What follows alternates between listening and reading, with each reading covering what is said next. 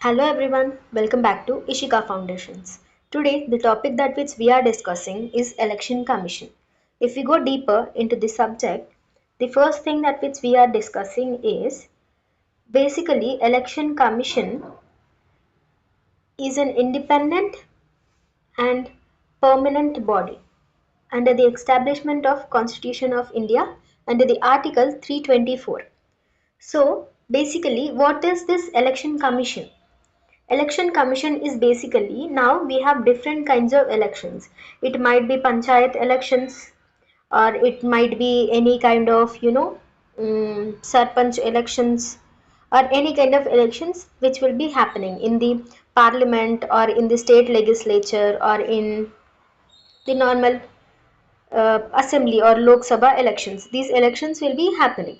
So, for these elections happening, the elections should must foremostly happen in a free and fair manner, because that itself indicates the true meaning of democracy. So that is the reason why we are studying in detail like what exactly in election commission, if let us assume that it's a committee, in detail what establishments are there, what are their functions, what is their vision and mission, that which we will be discussing. Okay, so first thing is clear that it's a permanent and independent body, and the second thing is like it is common in both central and state.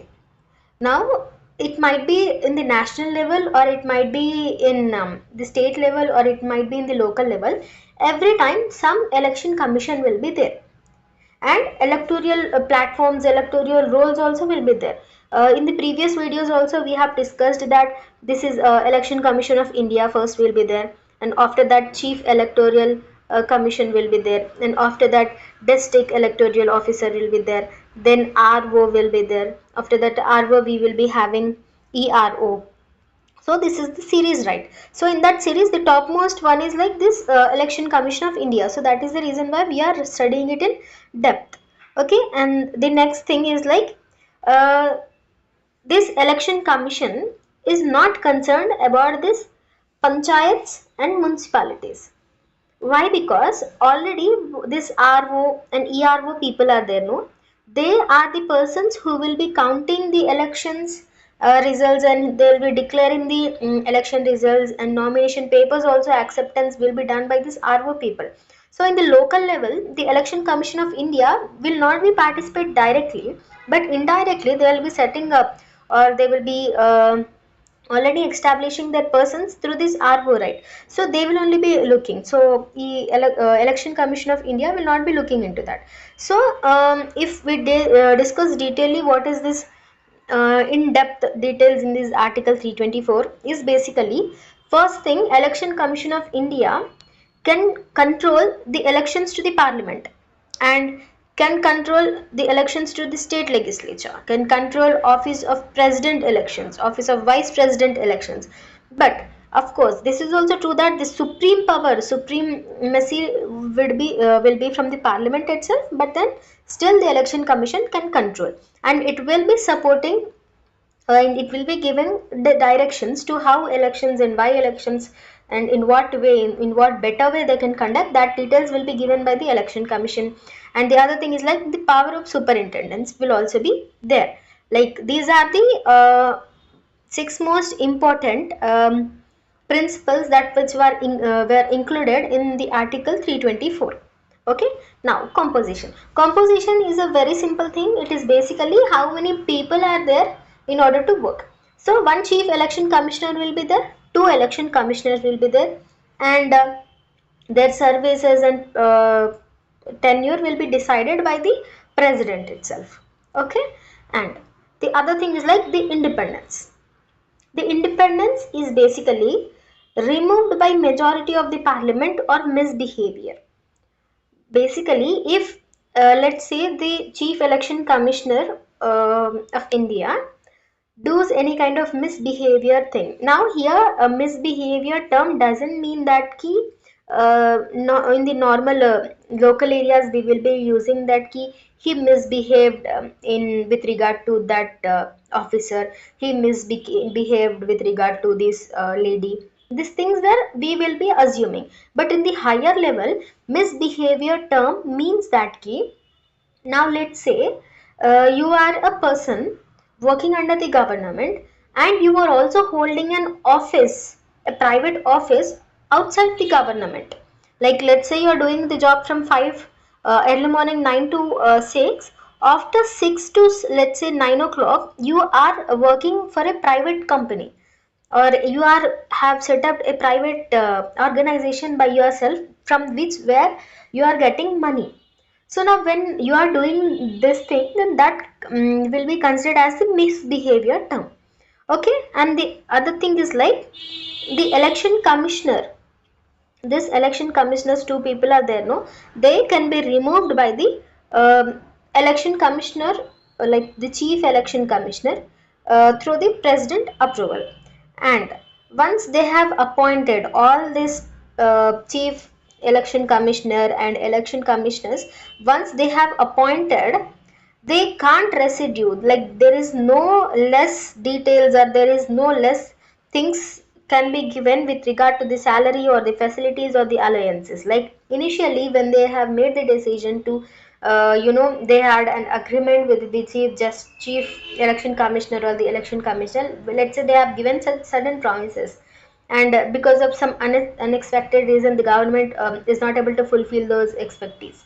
So that can't be happen, like we can't reduce, because they are the one who's like the superior one at the time of the elections. And what are the powers and what are the functions that the election commission will be doing? The first and foremost thing that it will be doing, that the division of the constituencies. Let's say this is a district, so when the day of polling, it is deadly impossible for conducting the elections all over the part. So they will be dividing into the subparts, the division, the tribunals.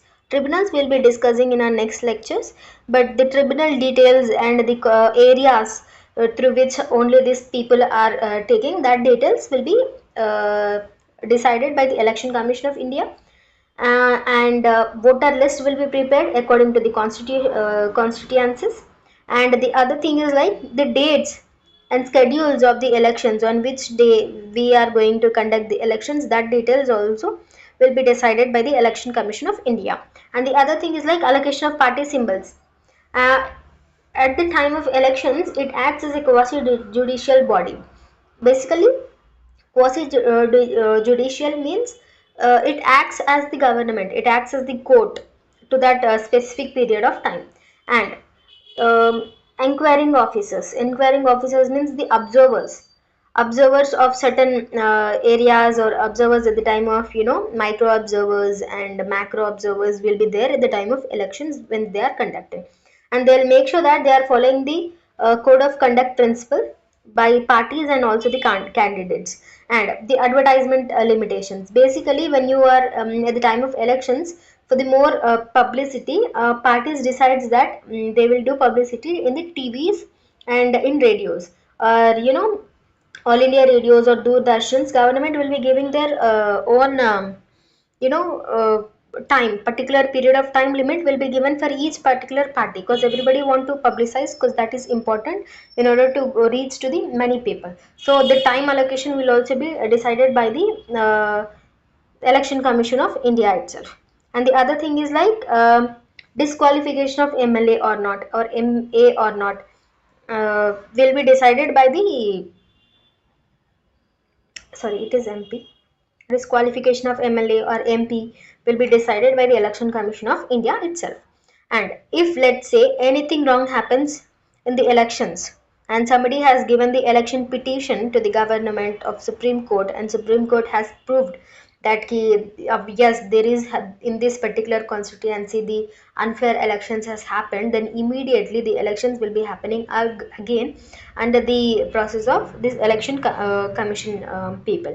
And asking governor for the new staff people, like in order, we need many people, we need observers, we need like the persons who will create an awareness, and the persons who will, like the media support is also required. So that details will be given, like asking the staff for the insurance of free and fair elections will be done by this Election Commission of India itself. That is one thing. And the other thing is like in state, let's say in some states the president is ruling for so and so reasons.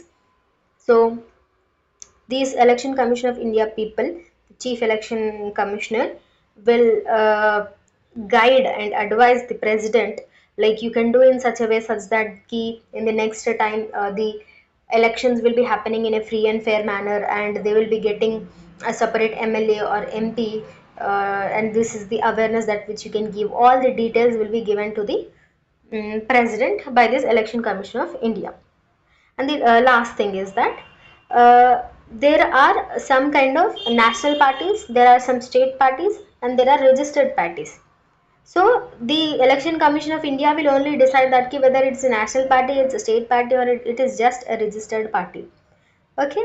And if you go in detail, like the staff people, in the central level, central duty election commissioner will be there and secretariat staff will be there in the national wide. In the state level, state chief electoral officer will be there, and in the district level, district returning officer, as we discussed the RO and ERO, that person will be there, or else the district collector will be there. So now if we go into the deep, this is like important basically because the vision of the Election Commission of India is basically strives to be an institution of excellence to encourage people to participate in elections to strengthen electoral democracy in India.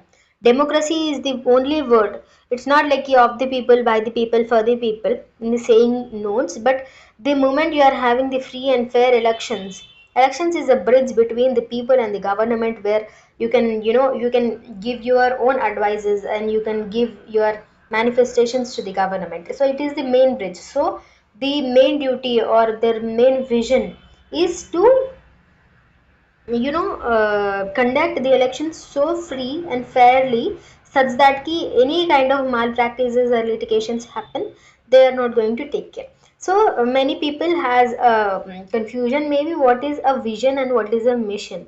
Basically a vision is the thing that which we will be doing uh, not daily. Mission is the thing that which we will be doing daily to occur the vision. Are you getting? Let me tell you again. Machine, let's say now you have kept a target that I'll complete 4 targets per week you will be doing. End of the day, your vision is that in 10 days I'll be completing this book. So, daily basis, what you'll be doing will be your mission, and on your future, after completion of all your visions, what will be happening, that will be considered as your mission. Hope you got the clarity. And the other thing is like mission, their main mission is like how they are approaching their vision. Now let's say this is the target, how they are achieving the target by maintaining independence, integrity, accessibility, inclusiveness for delivery of free, fair, transparent elections to strengthen the trust in the electoral democracy. For the first and foremost thing, their important thing is that they need to definitely build the trust among the people such that they are definitely making the election so free and fairly. That is the most important thing that they has to be considered, and they are literally focusing on that by making it independence and integrity by choosing that, and their guiding principles. So this is their target.